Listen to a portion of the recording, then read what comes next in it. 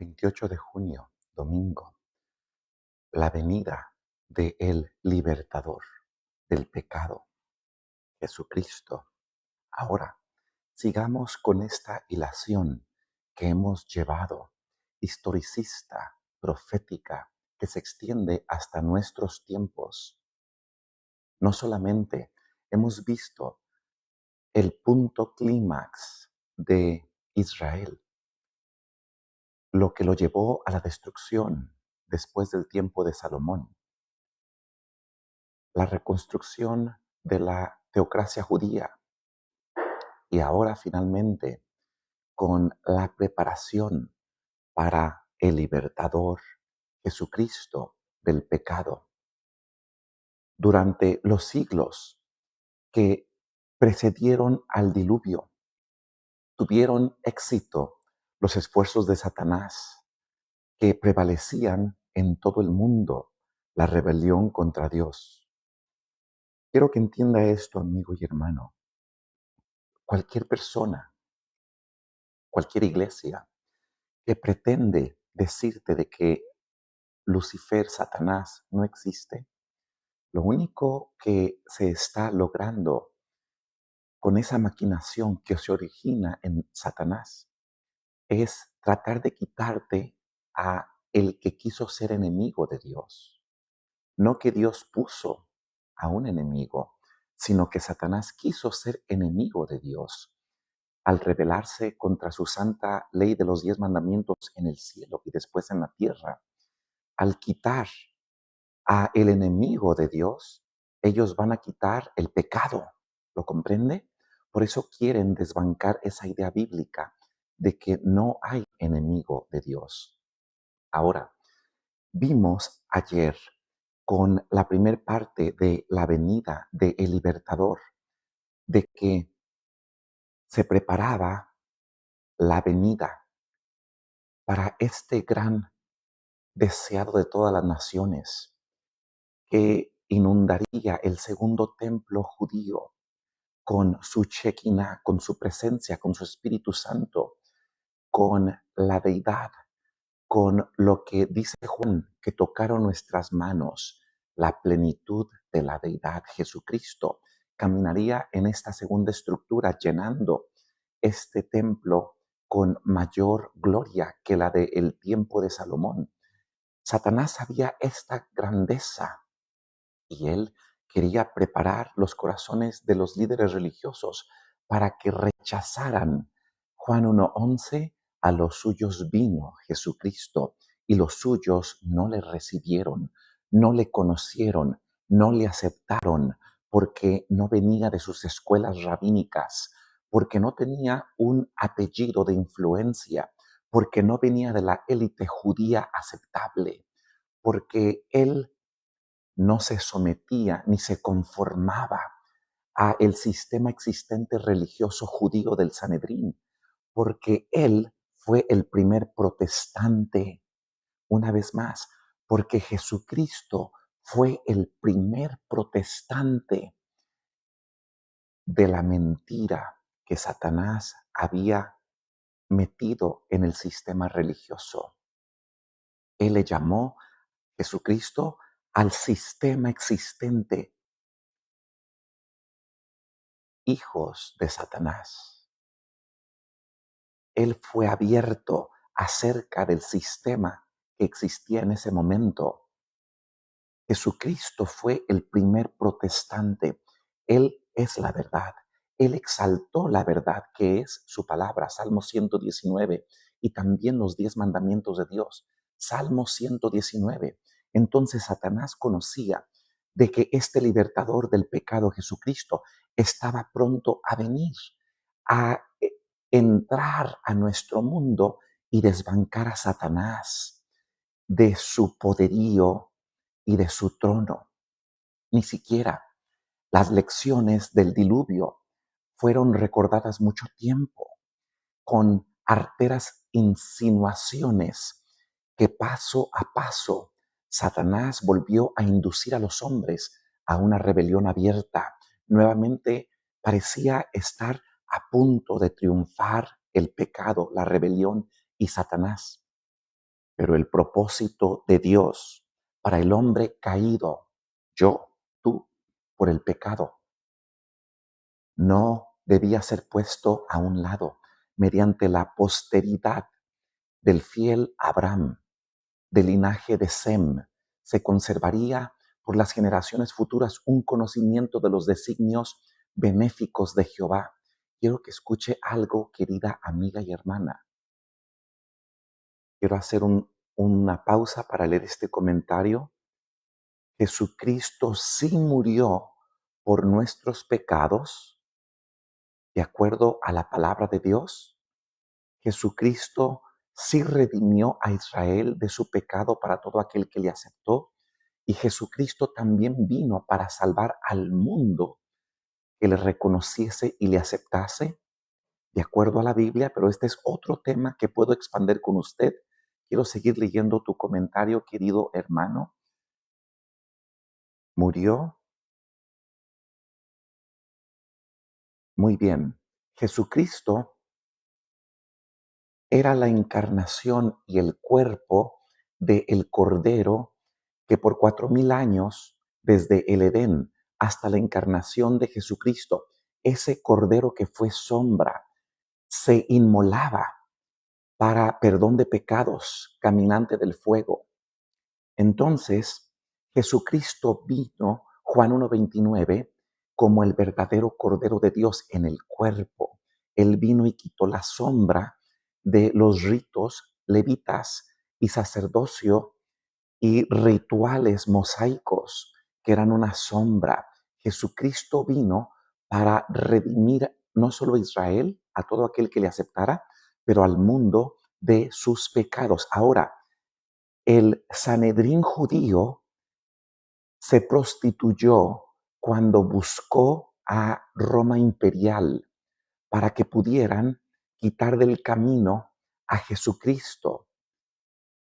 Ellos no querían que su nación sufriese, pero terminaron perdiéndolo todo, porque no solamente ellos eliminaron al Mesías prometido, pues no le aceptaron, Juan 1:11, pero también aproximadamente 37 años después de la crucifixión de Jesucristo, Roma imperial, bajo las órdenes de Tito, vino y destruyó el segundo templo y la teocracia judía, dispersándolos. Es decir, Israel recibió la condenación de Deuteronomio 28 y 29 por haber rechazado al dador del pacto, Jesucristo.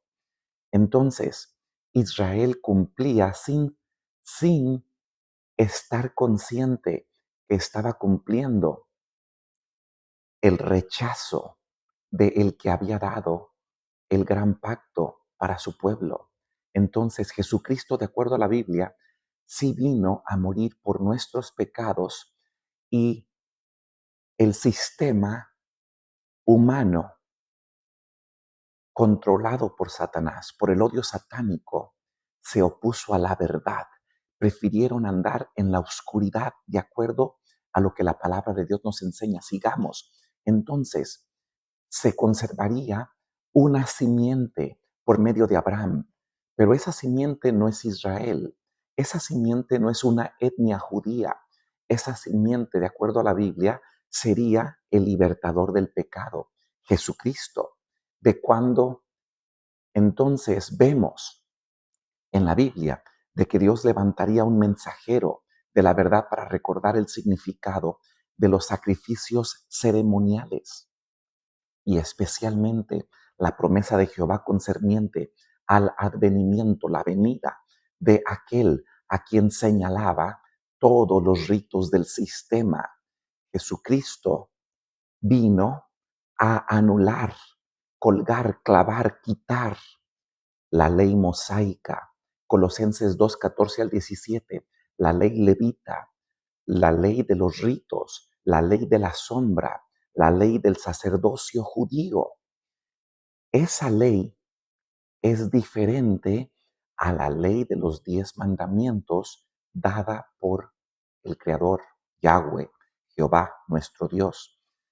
Si alguien quiere conocer estas diferencias, se lo puedo explicar si usted me deja saber por un mensaje. Ahora, el propósito divino no se cumplió sin arrostrar la oposición más resuelta de Satanás y también del Sanedrín, que se prestaba para los designios satánicos en contra del libertador del pecado.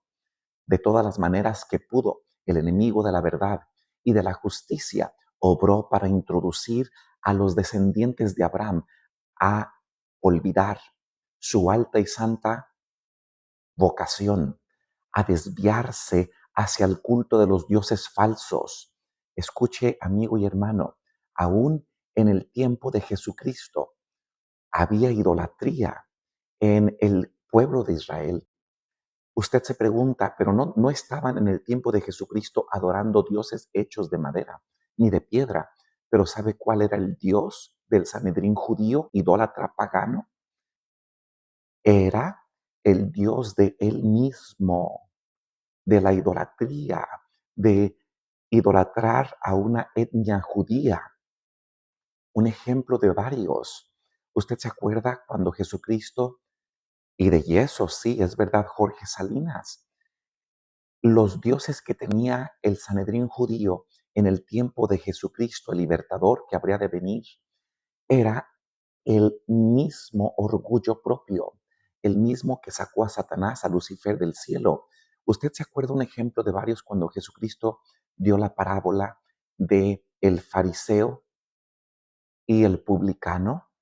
Lo que él estaba mostrando es de que el fariseo decía: ayuno tantas veces por semana, yo regreso todo el dinero y yo no soy como estos.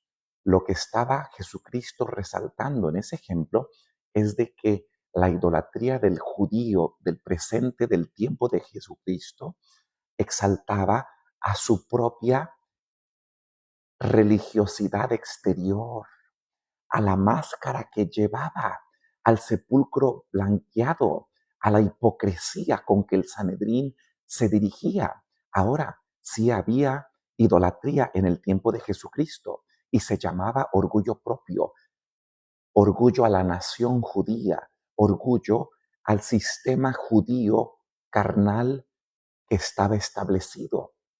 Y con frecuencia sus esfuerzos triunfaron excesivamente por Satanás usando al agente humano, al Sanedrín judío. Durante siglos antes de la primera venida de Cristo, las tinieblas cubrieron la tierra y densa oscuridad a los pueblos también. Esa tiniebla no era una tiniebla literal de oscuridad, era una tiniebla del pecado. Por 4000 años desde el Edén de Adán y Eva hasta la venida del libertador Jesucristo, solamente el mundo podía encontrar redención mediante las sombras. Esas sombras eran parte del sacerdocio levita judío, en donde encontraban redención al pecado por medio de ese corderito, animalito humilde, que era una sombra oscura que apuntaba al verdadero Cordero de Dios que quitaría todo el pecado del mundo. Satanás arrojaba su sombra infernal sobre la senda de los hombres. Debemos recordar de que Satanás, todos esos 4000 años, desde que Satanás le quitó el poderío a Adán, hasta la cruz, hasta la crucifixión de Jesucristo, Satanás fue el reino, el principal, el encargado de este mundo. La Biblia lo dice. A fin entonces de Satanás impedirles que adquiriesen un conocimiento de Dios y del mundo futuro, de la salvación, multitudes moraban en sombra de muerte. ¿Recuerdan al profeta? Ay de ti, que moras en sombra de muerte. El pueblo que andaba en gran sombra vio gran luz. Esta era una gran profecía que ahora se extendía para el tiempo de Jesucristo. Su única esperanza consistía en que se disipase esta lobreguez para que Dios pudiese ser revelado por medio del Cordero de Dios que vendría a quitar todo el pecado. Quiero leer el comentario de Lucas Zapata. Quiero leer lo que tú dices, querido amigo Lucas Zapata, acerca de tu comentario. Yo quiero que sepas de que yo no soy vividor de diezmos. Nunca he aceptado ni pedido diezmos de la pobre gente humilde, jamás. Yo lo único que exalto, Lucas Zapata, es la verdad que es Jesucristo. Todo lo que yo hago es por el amor a las almas de una forma gratuita. Jamás he pedido, exigido o cobrado o exaltado el dinero ni el diezmo a nadie. Quiero que tú sepas eso, querido hermano y amigo Lucas Zapata. Y lo que predico no es religión, sino a Jesucristo. Muy bien, sigamos. Ahora se extendía esta gran promesa. El silencio en esa suavidad. Se producía el amanecer en la tierra y se despierta la vida en ella cuando se disipan las sombras de las tinieblas. Oseas 6:3 lo había profetizado. Con visión profética, David también había hablado del ungido de Dios. Había previsto que el advenimiento de Cristo sería como la luz de la mañana, cuando sale el sol de la mañana sin nubes. Segunda de Samuel, capítulo 23, versículo 4. Y Oseas había atestiguado como el alba está aparejada y salida. Oseas 6:3 profetizaban acerca de esa venida gloriosa de Jesucristo. En silencio, con suavidad, se había predicho esta venida que liberaría al mundo de los atamientos del pecado. Se despertaría la vida en ella cuando se disiparan las sombras de las tinieblas. Así había de levantarse el sol de justicia, Jesucristo, y traería en sus alas salud. Malaquías 4:2. Todas estas eran profecías mesiánicas. Quiero leer dos comentarios. Querido amigo Lucas Zapatas, tú eres bienvenido a todo tiempo. Yo te amo en el amor de Cristo. Ahora también quiero leer el comentario de Dari Carlos Torres. Dice aquí tu comentario: ¿Cristo está vivo o muerto? Por supuesto que Jesucristo está vivo en mi corazón. Es la fuente de mi gozo. También está vivo en tu vida, porque al hacer esta pregunta, el Espíritu Santo te continúa llamando al arrepentimiento, a aceptar a este Cristo que es vida. Él dijo: todo el que viene a mí busca la vida. Querido amigo Dari Carlos Torres, la palabra de Dios nos confirma que Jesucristo venció las ataduras de la muerte, del sepulcro, y porque Él vive, tú puedes gozar de la vida eterna que Él ha dado gratuitamente para ti. Sigamos. El profeta Isaías, mirando con arrobamiento esa gloriosa liberación del pecado, había exclamado viendo a Jesucristo lo siguiente: un niño nos es nacido, hijo nos es dado. Queridos amigos, amigas, necesitan meditar en esta promesa hermosa, dulce. Que vean la grandeza. Jesucristo vendría a desatar las cadenas del opresor Satanás que le había quitado a Adán en el Edén. Un hijo os es nacido, un príncipe sobre su hombro. Y para todo aquel conocedor de las profecías mesiánicas y de las profecías bíblicas, hago un mini paréntesis. Este no es el tema. El príncipe que había de venir es Jesucristo. No es Tito, no es un príncipe judío que se va a levantar en el final, no. El príncipe de las profecías de Daniel 9 es Jesucristo. Ahora, este no es el tema, pero quien sea que es entendedor y se le ha despertado la curiosidad, me puede dejar saber y con gusto le expongo este tema. Isaías había predicho: y el principado sobre su hombro, y llamará su nombre admirable, consejero, Dios fuerte. ¿Sabe que estos títulos se le dan al Espíritu Santo también? Y llamará su nombre admirable, consejero, Dios fuerte, Padre eterno. Vea, el libertador del pecado tenía títulos: Padre eterno, príncipe de paz. Lo dilatado de su imperio y la paz no tendrán término, dijo Isaías, sobre el trono de David y sobre su reino, disponiéndole y confirmándole en juicio y en justicia desde ahora y para siempre. Amigos y amigas, el profeta Isaías veía la redención más allá de una nación judía. Él veía que Jesucristo vendría a libertar no solamente a Judá de su miseria hueca religiosa para todo aquel que lo aceptara, sino que vendría a dar luz a todo el mundo. El celo de Jehová de los ejércitos hará esto. Versículos 6 y 7 del profeta Isaías. Durante los últimos siglos de la historia de Israel, antes del primer advenimiento. Y sabe una cosa, amigo y amiga, la nación judía, de una forma consciente, prohíbe leerse el libro de Daniel, pues el libro de Daniel encierra el tiempo preciso en años cuando Jesucristo vendría a liberar en forma carnal al mundo del pecado. Otra cosa es de que la nación judía había preparado, siendo Satanás su instigador, al mundo para rechazar al Mesías. Un ejemplo de varios.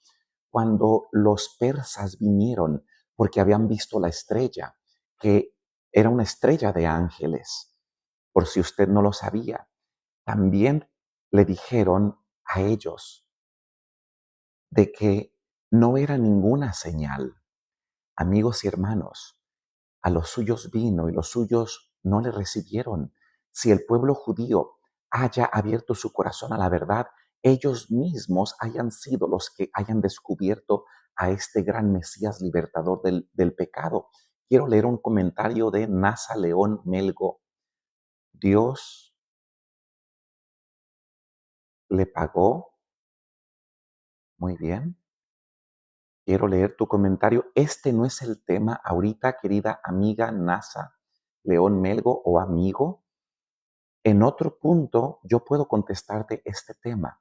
Con gusto, si tú puedes, me puedes enviar un mensaje privado acá y yo puedo abrir este tema en vivo para que tú entres. Si tú gustas, sigamos desarrollando este tema de la venida del gran libertador.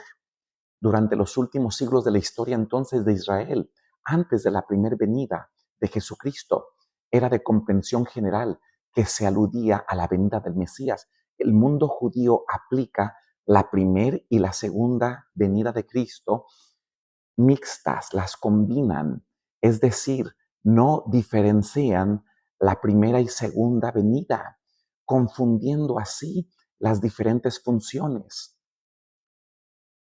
Con gusto, querida amiga Nasa, puedo contestar estas preguntas si me envías un mensaje y abro este tema más adelante si tú gustas. Ahora, poco es que tú me seas siervo para levantar las tribus de Jacob y para que restaurases los asolamientos de Israel, dijo el profeta.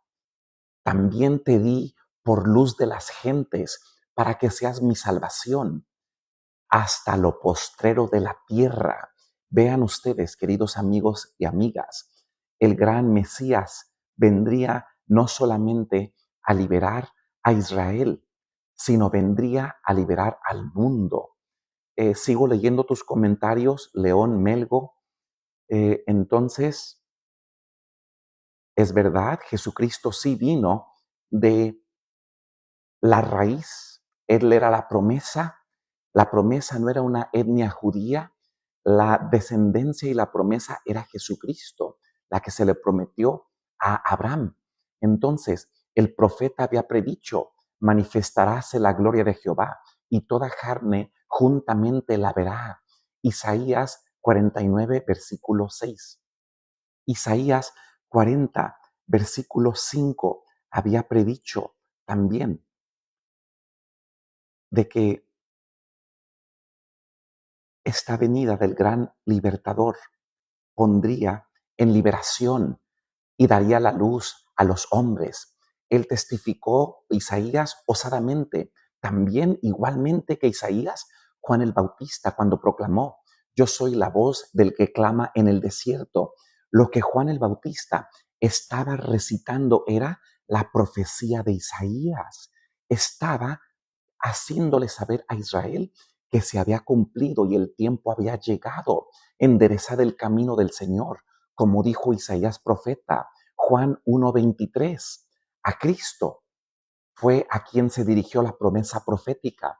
Así ha dicho Jehová, Redentor de Israel, el santo suyo, al menospreciado del alma, al abominable de las gentes. Así dijo Jehová, guardarte y te haré por alianza del pueblo, para que levantes la tierra, para que heredes asolada heredad, para que digas a los presos, escuché, estos presos no eran presos literales de la cárcel de los enemigos, como interpreta el pueblo judío, Asiria, Egipto, los persas. No, no, no. Estos oprimidos y presos eran los oprimidos que vivían bajo el pecado y bajo las huestes satánicas. Muchos ejemplos son los que Jesucristo vino a desatar a los endemoniados, a los oprimidos, a los enfermos y a los que están en tinieblas. Manifestaos, manifestaos. Era la promesa del profeta cumplida por Juan el Bautista. No tendrán hambre ni sed, ni el calor ni el sol os afligirá, porque el que tiene de ellos misericordia los guiará y les conducirá a manaderos de aguas. Isaías 49, del 7 al 10. Querido amigo Nasa León Malgo, si Jesucristo fue colgado en un árbol o en un madero o en una cruz, ese no es un tema de salvación. Sea donde haya sido colgado, no importa.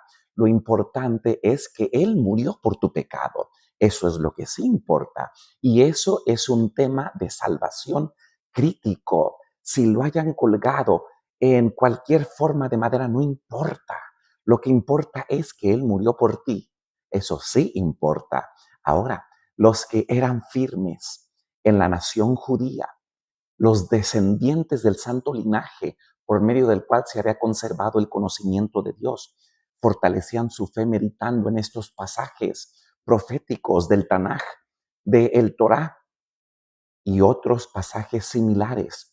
Con sumo gozo leían que el Señor ungiría al que iba a predicar las buenas nuevas a los abatidos. Ahora, ¿cuándo fue ungido Jesucristo? En el año 27 de nuestra era, en su bautismo con el Espíritu Santo, donde toda la deidad se hizo manifiesta. Sí, el Padre habló, el Espíritu Santo le ungió y Jesucristo, como el Mesías, empezó su ministerio. Este es uno de muchos pasajes en donde vemos la deidad, la plenitud actuando para la salvación humana. Iba entonces él a predicar buenas nuevas a los abatidos. Esto lo había profetizado Isaías, a vendar a los quebrantados de corazón, a publicar la libertad a los cautivos, a promulgar año de la buena voluntad de Jehová. Isaías 61, versículo 1 y 2. Sin embargo, sus corazones se entristecían al pensar en los sufrimientos que debería soportar para cumplir el propósito divino. Con profunda humillación en su alma, leían en el rollo profético las palabras de Isaías. Querido hermano y amigo, necesita usted saber de que el pueblo judío, en el tiempo que rechazó la primera venida de Jesucristo y en el tiempo del presente, ellos esperan un Mesías que los va a liberar en este caso de la opresión de las naciones que ahorita están en guerra con Israel. Esa es una interpretación errónea. Ellos esperan todavía un Mesías que los libere de las naciones enemigas, literales, para Israel engrandecerse. El centro de la interpretación judía es el egoísmo, es el orgullo propio, es satánico. No es una interpretación bíblica. En el tiempo de Jesucristo, ellos esperaban a un Mesías que los liberara del poder de Roma imperial. ¿Lo comprende? Ellos no aceptaron a Jesucristo porque Jesucristo decía, amarás a tu prójimo como a ti mismo. Él exaltó los 10 mandamientos. El pueblo judío estaba sumido en el odio satánico propio de una nación. Amigos y amigas, el profeta Isaías había predicho, ¿quién ha creído a nuestro anuncio? ¿Quién le creyó? Pues ellos querían a un Mesías literal, físico, que fuera bueno en la espada, que fuera bueno en estrategias de guerra. Están ciegos, estuvieron ciegos, porque ellos lo único que buscaban era el orgullo propio de una nación, exaltar el poderío, la influencia.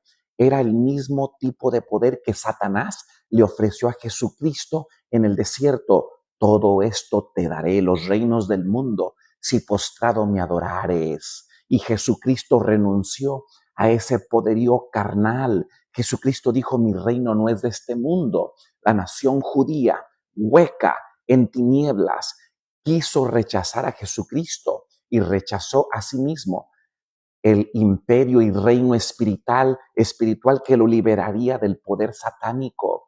Ellos prefieren en el presente y prefirieron en el pasado a un Mesías líder corrupto que les hiciera grandes contra naciones enemigas.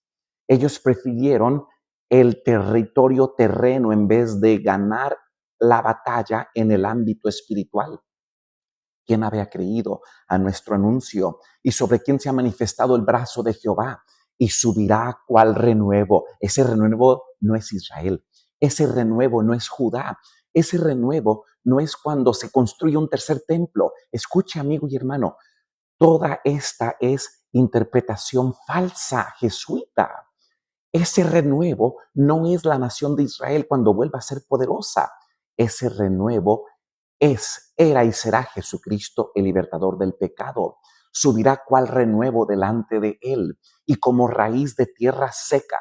Sí, el verdadero libertador no sería ojos azules, blanco, alto, con pelo rizado, guapo, como el Sanedrín del tiempo de Cristo, del pasado y del presente está esperando.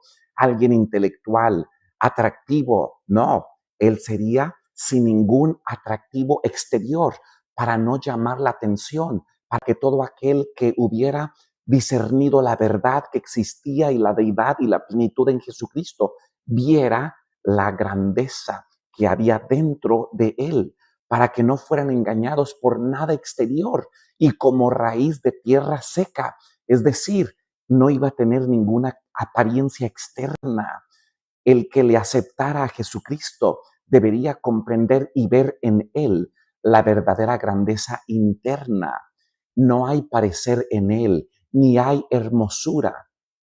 El Jesucristo que se pinta hoy en el presente, alto, rizado, ojos de color blanco, atractivo, no es el Jesucristo de la Biblia.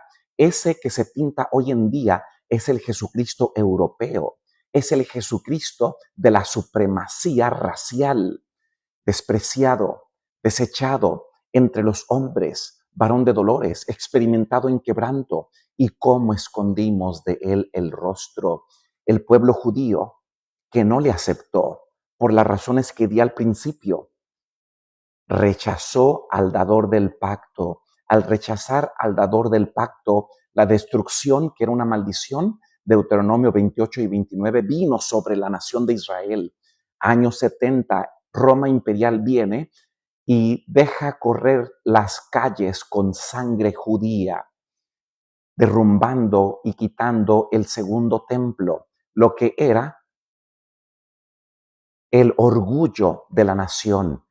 Querido amigo Nasa León Melgo, quiero dejarte saber de que este número 33 de la masonería, el grado, yo lo comprendo, de Juan el Bautista, de Jesucristo, todo esto, querido amigo, Satanás lo fabricó desde antes del diluvio, desde el obscurantismo espiritual, desde la rebelión del pecado, desde Caín, cuando se fue y él instruyó a los demás a seguir una rebelión contra Dios desde el tiempo de Nimrod, desde el tiempo de la antigua Babilonia, literal, la masonería, la rebelión contra Dios, existió este ocultismo Nasa León Melgo, el esoterismo y lo exotérico y lo esotérico y toda esta logia masónica ya existía miles de años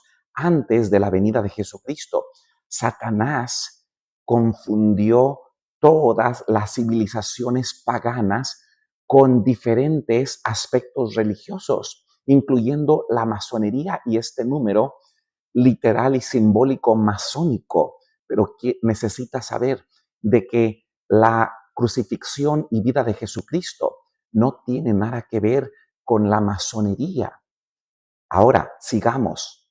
Ciertamente, dice Isaías, llevó él nuestras enfermedades, fue menospreciado, no le estimamos, él sufrió nuestros dolores, es decir, todo lo que el corderito literal por 4000 años había sufrido y había sido expuesto a ser expiado, a ser degollado, iba a ser una sombra del verdadero Via Crucis de Jesucristo. Y nosotros le tuvimos por azotado, por herido de Dios, por abatido. Mas Él, Jesucristo, Yeshua, Jesus Christ, mas Él fue por nuestras rebeliones herido, molido, por nuestros pecados. El castigo de nuestra paz fue sobre Él y por su llaga fuimos nosotros curados. Escuche, amigo y hermano, usted no tiene que aceptar el sacrificio de Jesucristo. Su sacrificio es opcional. El reino de Dios no te controla, no es tirano, no te forza a creer. Tú decides qué creer, pero tienes que saber de tú morir sin Cristo, vas a ser resucitado para vergüenza y confusión. De tú morir con Cristo, aceptándole, conectado a Jesucristo, a la fuente de la vida, vas a ser resucitado para vida eterna. ¿Lo comprendes? Ahora, amigo Nasa León Melgo, tus comentarios aquí acerca de los papas y sacerdotes son pandillas de idolatría. Yo sí creo lo mismo. Yo creo como tú, de acuerdo a la Biblia. Todo lo que es el sistema existente organizado en ese índole que tú has dicho no es bíblico, viene del paganismo. Estoy de acuerdo contigo en lo que tú dices, es lo que yo enseño y predico. Entonces, el sistema existente que tú has dicho y mencionado es verdad. El profeta Isaías continúa diciendo y profetizando estas características de Jesucristo. Todos nosotros nos descarriamos como ovejas, cada cual se apartó por su camino, mas Jehová cargó en él el pecado de todos nosotros, en la cruz o en el madero o en el árbol, lo que tú quieras llamarle.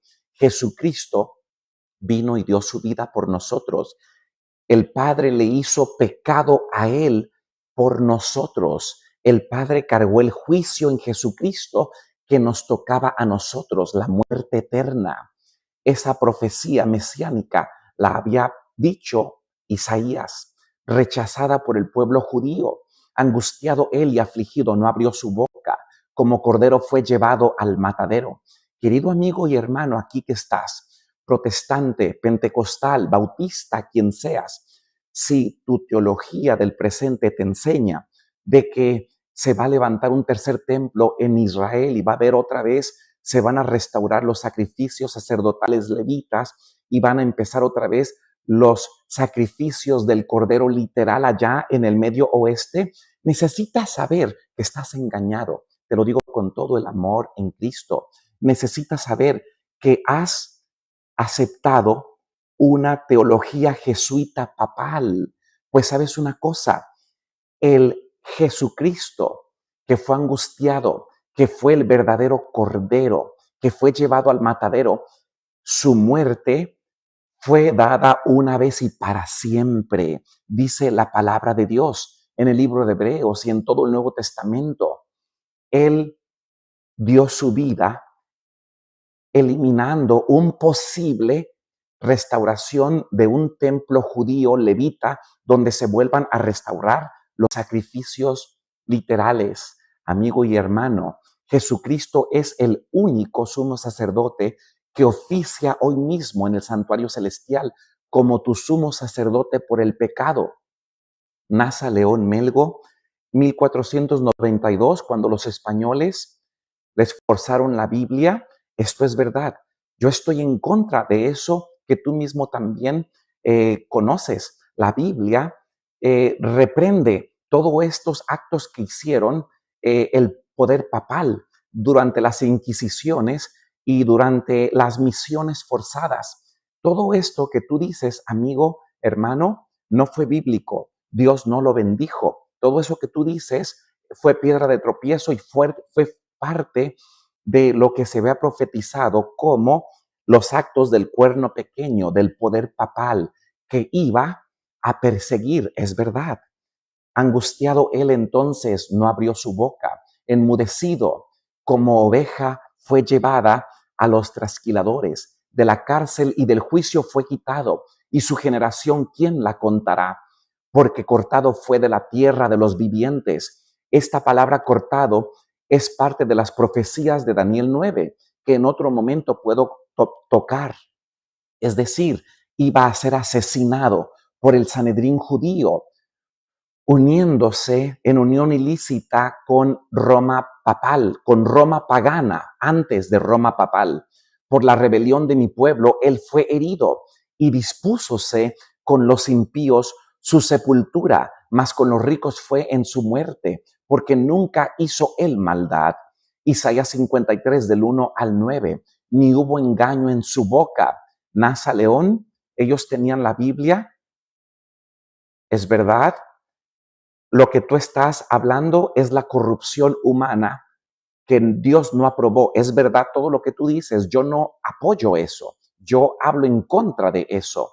Acerca del Salvador que tanto iba a sufrir. Jehová mismo declaró por Zacarías otras y más profecías mesiánicas.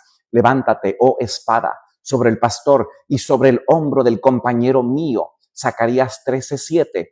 No hablaba de Israel, no hablaba de engrandecer a una nación, sino hablaba de Jesucristo como el único Mesías prometido que liberaría con esa espada, pues su palabra era una espada aguda de dos filos que cortaba, que vino a traer juicio al mundo como sustituto y garante del hombre pecaminoso.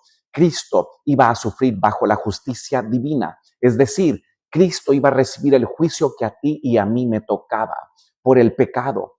Había de comprender lo que significaba la justicia, había de saber lo que representaba para los pecadores estar sin intercesor delante de Dios. Por medio del salmista David, el Redentor había profetizado acerca de sí mismo. Lo siguiente, Salmo 69, versículo 20 y 21, otra profecía mesiánica. La afrenta ha quebrantado mi corazón, estoy acongojado y espere quien se compadeciese de mí. Esta era otra profecía mesiánica. Querido amigo y hermano, el pueblo judío esperó por un Mesías falso. Todavía espera un Mesías falso, basado en el orgullo propio. David continúa diciendo, estoy acongojado, y no lo hubo, y consoladores no lo hubieron, y ninguno hallé. Pusiéronme además y él por comida. ¿Se acuerdan cuando en el madero le ofrecieron vinagre? Y en mi sed me dieron beber vinagre. Salmo 69. Hermanos, todo el Antiguo Testamento tenía profecías mesiánicas cumplidas en Jesucristo. Profetizó acerca del trato que iba a recibir. Perros me han rodeado, hanme acercado cuadrilla de malignos. Sí, todo esto era profecía mesiánica. Hablaban de Jesucristo. Horadaron mis manos y mis pies, y en la crucifixión de Cristo perforaron sus manos y sus pies. Contar puedo todos mis huesos, es decir, no le quebraron ningún hueso como al Cordero Pascual. En Éxodo se había predicho, no quebrarás ningún hueso del Cordero Pascual. Todos ellos me miran, partieron entre mí sus vestidos y sobre mi ropa echaron suertes. Todo esto se cumplió en la vida, nacimiento, resurrección, crucifixión de Jesucristo. Querido amigo, querido hermano, todas estas profecías mesiánicas que he mencionado se cumplieron en la vida de Jesucristo, en su nacimiento, en su crucifixión, en su resurrección.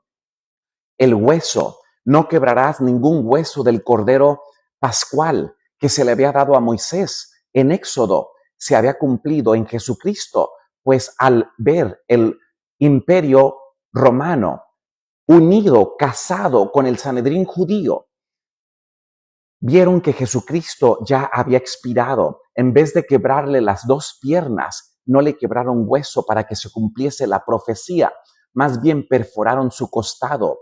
Profetizó acerca del trato que iba a recibir, todo lo que yo mencioné. Salmos 22, 16 al 18, Isaías, Zacarías, apuntaba a Jesucristo.